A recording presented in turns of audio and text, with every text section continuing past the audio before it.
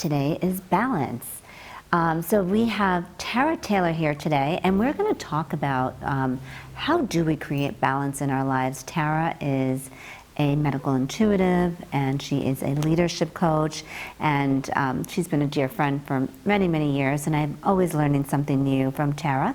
So it's my pleasure today to introduce you to Tara Taylor. Welcome, Tara. Thank you for having me. Thank you for being here. So what a great topic, right? We're always talking about balance and how to create balance in our lives. Right.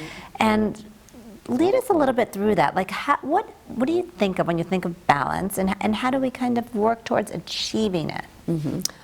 For me, I always try to describe it as less chaos, because some of us have a day-to-day schedule that changes, whether you have small children or you have a high-intense job, you're on call, different hours.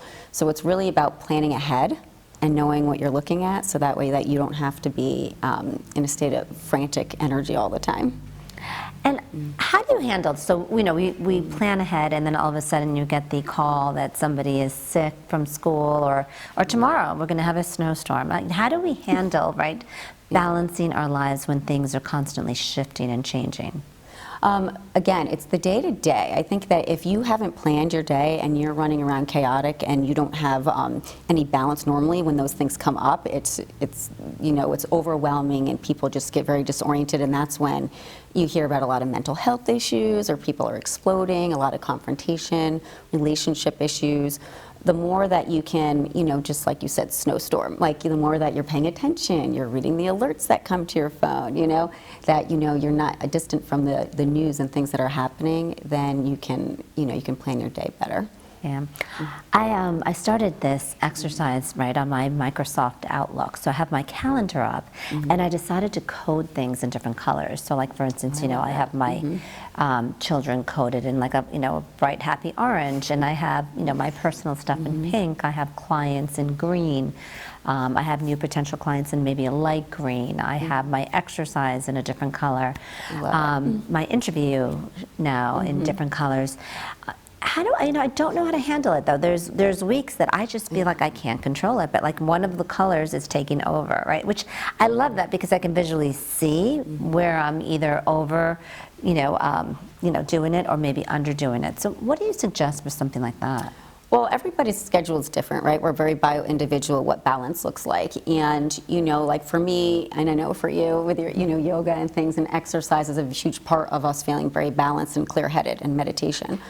So depending on what's right for you, you always have to fit those things in your course of your day. And often people, like if they're, not spending quality time with their family, then they're trying to make up the time, then they let their work slack, or they let something else. There's no, it's nice to have a day for something, like Wednesdays are date night, or something like that, just where you can look at the schedule. If you're traveling, then when you come back you're not extra booking. You always like compensate where there's can be like level energy, but you always put in the things that are most important for you to keep that level head. And you said a word, energy, which I always think of when I think of you. I know you like to work on energy. You believe in clearing energy. How do we handle, right? Because we don't always have great energy. I mean, there's days that we might wake up and we're a little bit more tired, or we may have had a later evening, and yet we still have, right, the demands of the day in front of us. How do we handle energy? And I love that you love energy and you understand it. For those that don't really understand it, I just always try to explain it like a phone. Just like you were saying, your phone is like glitchy, that there is energy attached to everything. So if you're watching too much TV all night, the next day you're probably gonna have a scattered head, because you're taking too much information in. If you're going out all the time and you're around a lot of people, the same thing. There's all this information that comes on us that actually like kind of sticks to us. It's very, it actually is very magnetic. It immediately attracts. And so I think that I recommend really being out in nature, meditating, doing anything that's going to clear the chaos and like delete the files from the head, for you to be able to kind of get those aha moments to give you clarity about what's important. It may be a pop in your head of like, you maybe even called someone that's very important. There's something that you need to do. That's what I think really gives people clarity on the next steps. Yeah, I like that. I like that. I know me personally, I'm just a big, I need to settle down in the evening. So for me, like a warm bath at night is kind of where I feel like I clear my energy, and I try not to have any more distractions, and so that I can start my day fresh. You know, anything that is high vibrational is really what keeps our bodies going. So that's why when they talk about the importance of a healthy diet and nutrition, you know, food has, you know, vibration to it. So if you're eating organic, raw food, it's fueling your system, this battery that we walk around with. You know, when you take your salt bath and you're relaxing, that again fuels you. So all those things fuel the battery to keep us going during the day. And, you know, it's mind-boggling when someone comes and they're like exhausted, you know, and they're drinking sodas and they're eating junk food and they're like rushing around and they're buying all, like, no wonder you don't feel well. So I still think the message does need to get out for people to understand that it really is, everything is energy, and you do need to replenish yourself with things that are going to fuel you so that way you can be balanced throughout the day.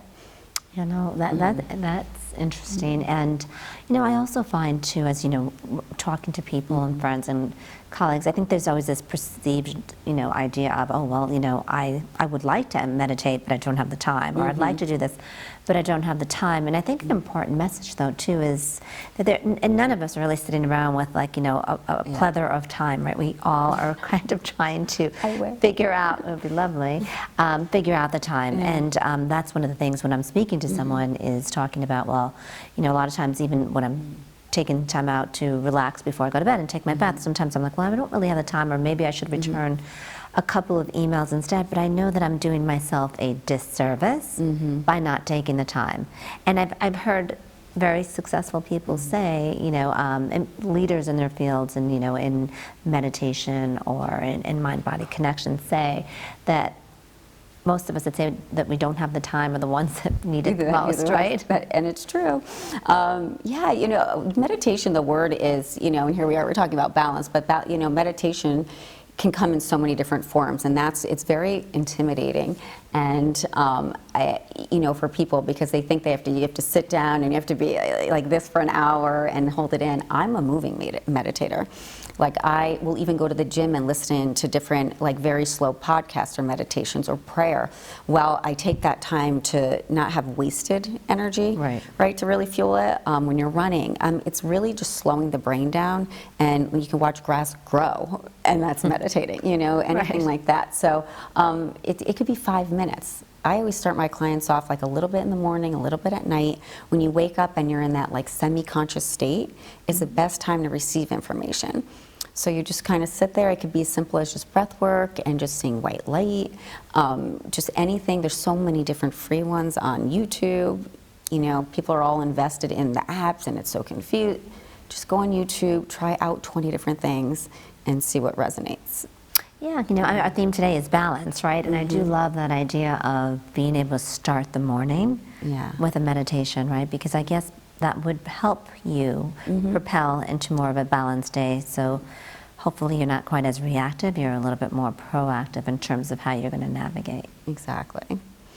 And there's so many other things that go with balance, you know, and that's why a lot of these words are just very loaded. You know, it's, you know, some people, again, what if you're an on-call doctor and you're working the ER and you're working these crazy overnight hours and then you get home, you're tired and you don't have, you know, you have this and that to do. So it's about planning ahead, and it's about having boundaries and knowing what's going on in your life, and really the other thing is, I would say, is not talking with family members or too many friends about what's going on and getting advice. It scatters the head. Talk to professionals. I mean, I certainly could talk to you because you're an expert in your field. That's very different. But you know, I hear a lot of chaos is in the head from, you know, they're getting advice or getting help from people maybe that isn't balancing, that they don't have any boundaries, and it really creates more stress because it's not really that helpful.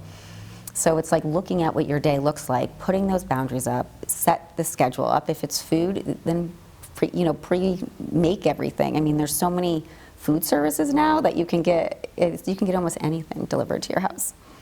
Yeah, no, that's excellent. Affordably too. There's a lot of affordable programs right now.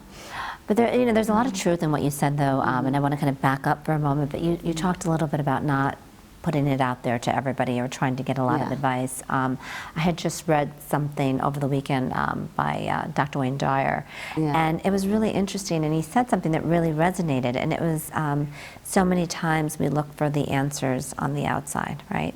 And I think that kind of correlates to what you said. We talk to people and we're hoping to get that aha moment, but the reality is that the answers lie on the inside, and we're not going to find those answers until we get quiet.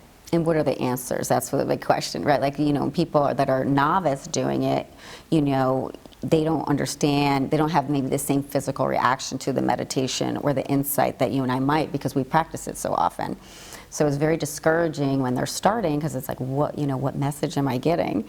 And it's really, it's just kind of, you know, when you have your phone, you're like walking around, you can't get service, but it kind of comes in like glitchy. Right. That's kind of how meditation is. At first, it's like, you might have this aha moment, and they're like, how do I know it's not my thoughts? How do I know that's not something else? And the more you do it, the more that, like, that chaos around your head, like, goes away, and you affirmatively, like, you really know what's coming in. You know, you really know if you have this picture of something that you should be doing it. And then when you do it, all these great things happen. So you start wanting to hear that information. You want to be in meditation. And I just think that it's, for me, I really can't. Right before I came here, I meditated in the car. I was driving. My eyes obviously were not closed. But you know, I was doing my breath work, and I felt very different rushing from work to come to here to be in a different energy, in a different space with a different requirement out of me. So I had to prepare in order for me to become. Right. No, that's an excellent point, Drew. And I love that you give the example that, you know, you didn't necessarily have time to sit somewhere quiet and meditate, but you used your car ride as a tool to get quiet so that you can meditate. Right. Instead of calling someone, or, you know, like you were saying before, like, and asking a friend, or saying they're, you know, they're busy, and, like, you know, are they going to do it, you know, getting this scattered brain. Instead, like you said, sit with yourself. You know, do the breath work and come to those aha, you know, moments. Yeah. You know, the reality is, so I just trained, as you know, I just got my meditation teacher certification, and you know, there was 250 plus people that I trained with. Wow. And the one thing that I thought was really comforting, and I want to share with the audience, is like, you know, everybody in the class thought that they were not good meditators. I don't think that there's anyone that really thinks like, oh, I have it, I'm great at it, right? And there's days that you'll have a little bit more, right, than others, but nobody thinks that they're necessarily great at it. And I think the key is, right, to maybe try to also eliminate the judgment in terms of what's supposed to come out of it. I think there's going to be days that you do get a little message, and there's going to be days that you don't get very much, but understanding that still that quiet and that peacefulness will help you with the balance. Absolutely. And the messages keep changing. You know, there was a time that, you know, for business, and I think you would agree, is that it was like about force and really getting in there and a go-getter, and everything was like strong. And now we're like learning your energy is better when we're just really relaxed, and we, instead of squeezing, you know, you open your hands, you just breathe into things, and you let things kind of magnetically come to you. And that's what meditation does. It invites those things to really come to you. And it's a different than what a lot of people knew, because over the years it's been changing. So it's been very confusing for many that come to me that, you know, even just sitting, they want to do this meditation, they want to sit and get this certificate, but then they're still built up in their head, and they think they have to be forceful in it. So it's just nice when you relax, sit back, you breathe, and realize everything is energy. And the more that you relax and the more you're at peace, things just come to you. Yeah, no, I agree. I agree. And, you know, so getting back to balance, though, okay, getting back to balancing ourselves, I think that often, too, we start our days with, like, the best intention, right? We have an idea as to what we want the day to look like. Like we talked about a few minutes ago, things get in the way. How do we kind of forgive ourselves, or, you know, learn to navigate, and also, right, give ourselves that pat in the back so that we can maybe pick up where we left off the following day too, right? And not give up, not say this is not working. I think you have to reflect on who you are, what kind of person you are. You know, some people are not 2 feet in, they're 1 foot in, but they're putting together some sort of schedule where it is a 2 feet job, and they set themselves up not to have any balance. You know, I'm a big fan of on Sundays looking at your weekly schedule, and, you know, even Saturday, Sunday, whatever, and you really plan out what's important part of your schedule, what looks too put together, how can you push something off. And again, if workouts are your thing, or meditation, or just, you know, sitting with a book, make sure that's in everywhere before the rest of it, and then move the other stuff around. Make sure that you have that quiet time in there, and really plan ahead, or, you know, you're just going to be in the same cycle. Yeah. Very true. I read this book. I think it was called like the 12-week year, and it was all about, again, so many times we try to plan out our days and plan out the year, and it's just such a huge task.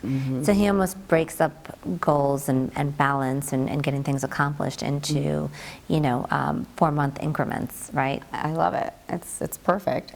I think short-term goal setting leads you to success.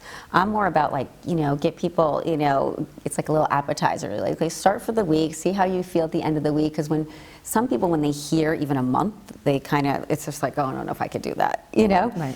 But tomorrow, can you maybe instead of talking for 20 minutes every day to your mom, maybe you could do it for 5 or 10. And maybe when you're doing it, just sit in a place that's more relaxing. So you're not feeling built up and you're scattered, or you're doing dishes while you're doing it, right? Right. Find, that little bit of peace in everything that you do, and it does add up.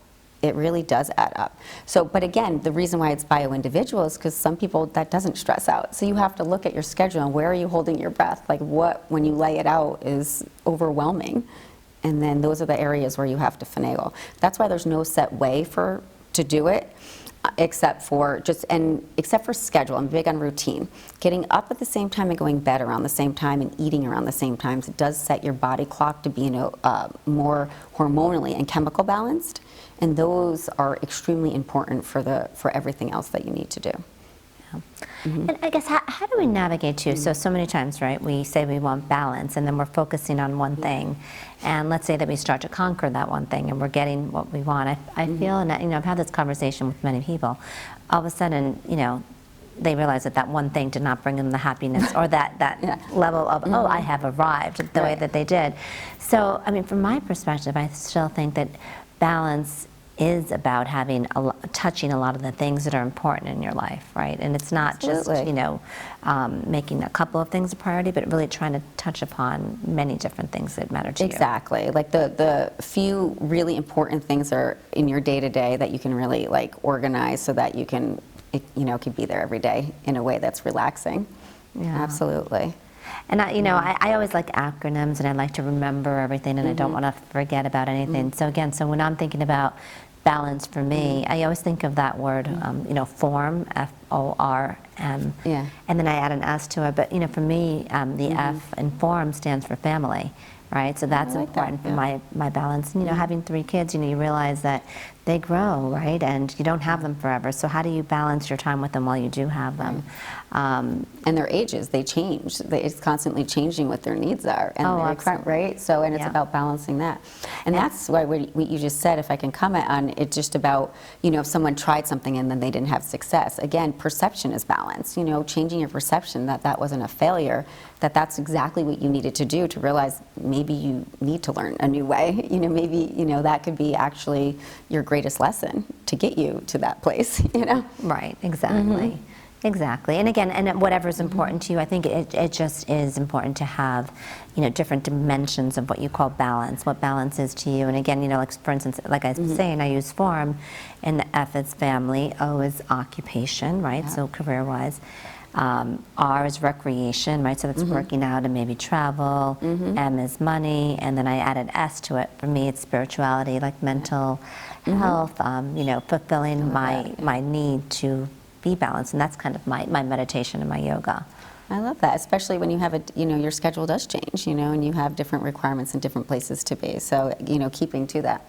I would definitely say that if someone who is very novice and is hearing this and wants the best way to create balance is actually the schedule, though. Really, trying to stay on that time, the times are huge, because you'll realize a lot of emotion and things come up for you just by doing stuff like waking up at the same time or eating lunch at the same time, and that will be a good guide point to know what you need to handle mentally, and then the rest of the stuff will come after that. And would you say it gets better? I feel sometimes there's resistance. You see something that's scheduled for a certain amount of time, and I'll find myself doing everything but that one thing, and I'm not sure where the resistance is coming from. But I also feel that it's like a muscle. So when I lean into it and push myself to do it, then I start to become more comfortable in the routine of following the schedule.